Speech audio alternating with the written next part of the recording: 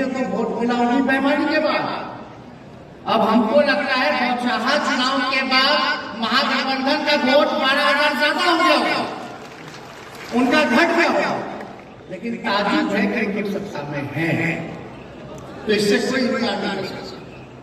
संपूर्ण क्रांति के बारे में हमसे बेहतर तो यहाँ कई हमारे पार्टी के और अन्य दलों के जो हमारे घटक दल के जो नेता हैं वो तो इसमें शामिल रहे हैं।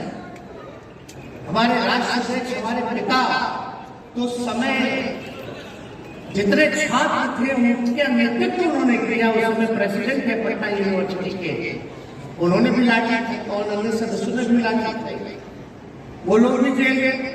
लेकिन इसकी शुरुआत जो है आप सब लोग जानते हो, जो लोग नहीं भी जानते हैं उनको हम बता देना चाहते हैं कि इसकी शुरुआत जो 1974 में गुजरात के एक इंजीनियरिंग कॉलेज एलडी कॉलेज से, जहाँ छात्रों की मांग थी कि खाद्य कीमतें और फीस में वृद्धि को लेकर छात्रों ने एक आंदोलन शुरुआत की और उस आंदोलन का नेतृत्व छात्रों ने किया। साथ ही साथ अन्य मुद्दे भी जुड़े, भ्रष्टाचार, बेरोजगारी, असमानता, महंगाई, तो वो जो दौर जेपीजी के नेतृत्व में पूरा आंदोलन हुआ, कई लोग कितने महीनों तक लोग जेल में गए, निकलते हैं यहाँ से तुरंत। देश में एक माहौल बना तानाशाही के खिलाफ, और हम पूरी तरह से सहमत हैं इस बात को। आदरणीय लालू जी ने भी 2014 में कहा था कि देश टूटेगा या एक रहेगा, ये आप लोगों को फैसला करना है, जनता का फैसला करना है। सरकार में भाजपा आरएसएस के आने के बाद ये भी बात उन्होंने कहा कि देश में अघोषित इमरजेंसी जो है वो लागू, इससे कोई इनकार नहीं कर सकता। आज देखिए क्या माहौल बना। बिहार में कुछ लोग कहते हैं डबल इंजन की सरकार, लेकिन ये डबल इंजन की सरकार नहीं, ट्रबल इंजन की सरकार है। आज कोई कुछ नहीं, महंगाई के सीमा पर, किसान बदहाल है, मजदूरों की कोई बात नहीं करता, छात्र छात्राएं, नौजवान, बेरोजगारी, देश की संपत्तियों को बेचा जा रहा है, जहां संविधान हमारा सुरक्षित नहीं है, लोकतंत्र सुरक्षित नहीं है, पूरी तरीके से देश सब कुछ जो है बेचा जा रहा है। लेकिन बिहार को ना तो बिहार को विशेष शासन का दर्जा, ना तो बिहार को विशेष शासन पैकेज मिला। आज क्या स्मार्ट सिटीज की बात करते थे, बनारस को क्योटो बनाने की बात करते थे, हर साल 2 करोड़ रोजगार देने की बात छोड़िए, ये बिहार चुनाव में 19 लाख का रोजगार का वादा किया था। हमारी बात छोड़ी विपक्ष की जो सत्ताधारी दल है भाजपा, आप उनकी बात कीजिए, उनकी ही आयोग ने, नीति आयोग ने जो रिपोर्ट दिया बिहार सूचकांक में, चाहे शिक्षा हो, चिकित्सा हो, हर एक मामले में कुपोषण की बात हो, बिहार 70% राजधानी में लगा। क्यों नहीं कोई काम हो? कोई काम ही नहीं हो रहा बिहार में। बिहार बेरोजगारी का केंद्र बना हुआ है और इससे कोई चिंता नहीं, कोई विभाग नहीं किया, चाहे पुलिस महकमा दे दीजिए, आप चाहे इंजीनियरिंग डिपार्टमेंट देख लीजिए, आप हेल्थ डिपार्टमेंट देख लीजिए, एजुकेशन डिपार्टमेंट देख लीजिए, 3 साल में भी जो है ग्रेजुएशन पूरा नहीं हो पाता। लोग जो है बीपीएससी के हालत देख लीजिए, क्या स्थिति बनी हुई है, प्रश्न जो है वो लीक हो जाता है। कोई भी सिस्टम जो है सरकार का काम नहीं करता। एक ही काम कर रहे हैं ये सब कि समाज में जहर होने का काम किया। और हम इस बात से भी सहमत हैं कि हमारा गठबंधन केवल चुनावों का गठबंधन नहीं होना चाहिए। हमारा गठबंधन सिर्फ सत्ता में बदल करके सत्ता में काबिज होने का नहीं होना चाहिए। हमारी चिंता दूर की है। आज अगर हम चुनाव जीत भी जाए, सत्ता में आ भी जाए, लेकिन जो जहर जो समाज में फैला दिया गया है उसको मिटाने में कितनी सदियां लग जाएंगी, इसकी चिंता हम लोगों को करने की आवश्यकता है। कैसे हम लोग आज पूरी कॉन्स्टिट्यूशनल इंस्टीट्यूशन, जितने संवैधानिक संस्थाएं हैं, उनको जो है अपने कब्जे में ले लिया गया है। कोई छोटे से बड़े पद पर एक आदमी और आरएसएस के लोगों को बैठा दिया गया है। इस पे कई बात है बातें, कोई आवाज उठाता है तो अपने तोते से सीबीआई और इंटर छापा मरवाने में, फर्जी केस करवाने का काम करते हैं, डराने का काम करते हैं।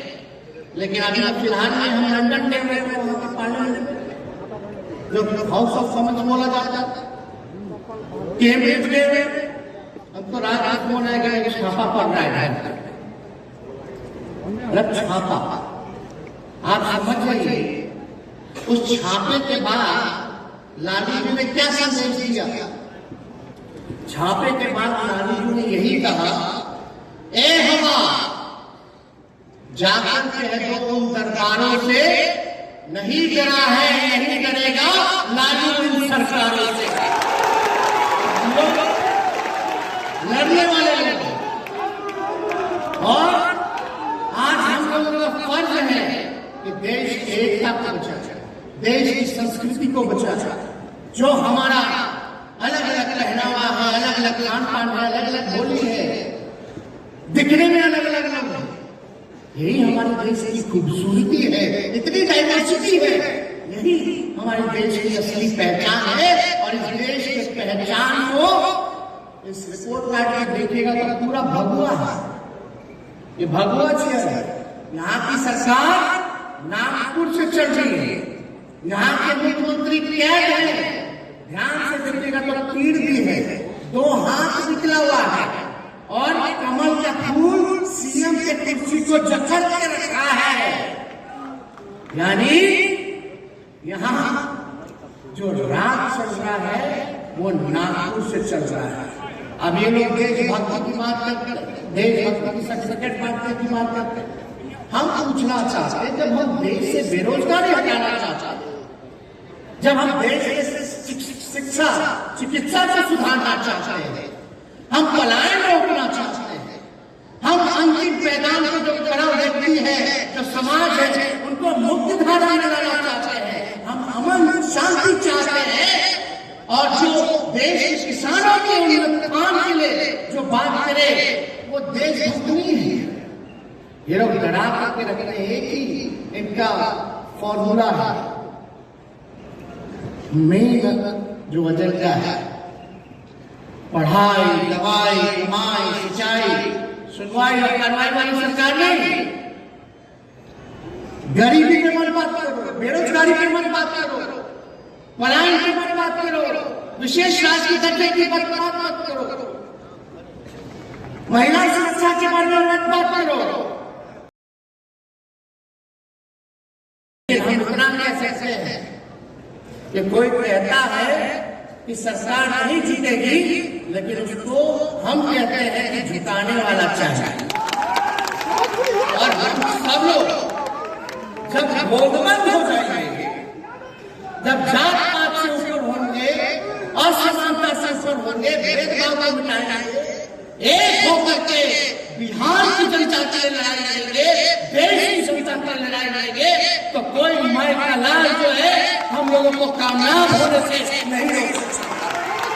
ये सच्चाई है।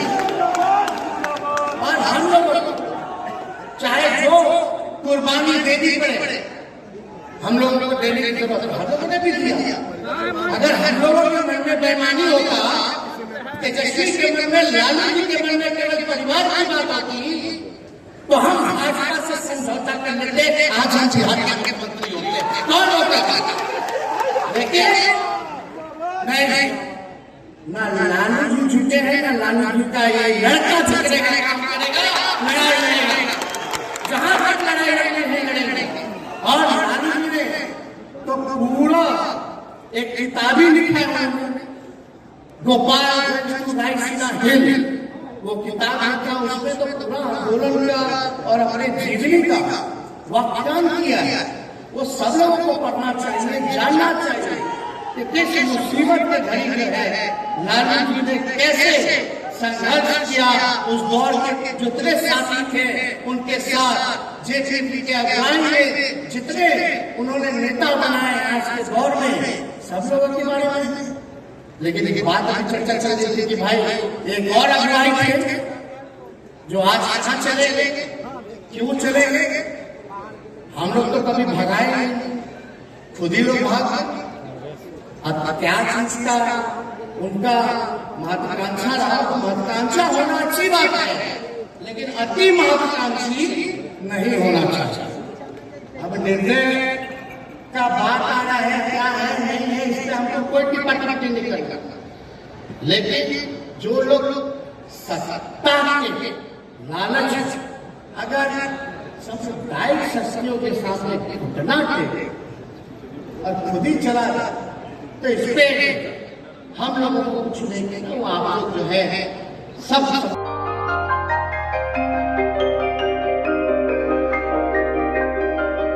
इस कोविड पैंडेमिक में सब ये शहर छोड़कर अपने शहर अपने घर चले गए। हम लोगों का अपना शहर तो है, लेकिन वहाँ अपना घर नहीं। अगर सिचुएशन और खराब होता चला गया तो हम जाएंगे कहाँ? अरे ये प्रॉब्लम तो हर शहर में है, लेकिन हाँ अपने शहर में भी अपना घर तो होना ही चाहिए। होना चाहिए तो कहाँ है अपना घर? ये है ना ई होम्स पैनोरमा पूर्णिया में, अपने शहर में अपना घर। पूर्णिया में पैनोरमा ग्रुप लेकर आए हैं ई होम्स पैनोरमा। बड़ा घर, आलीशान जिंदगी और अत्याधुनिक सुविधाओं के संग। E Homes Panorama, luxurious lifestyle redefined.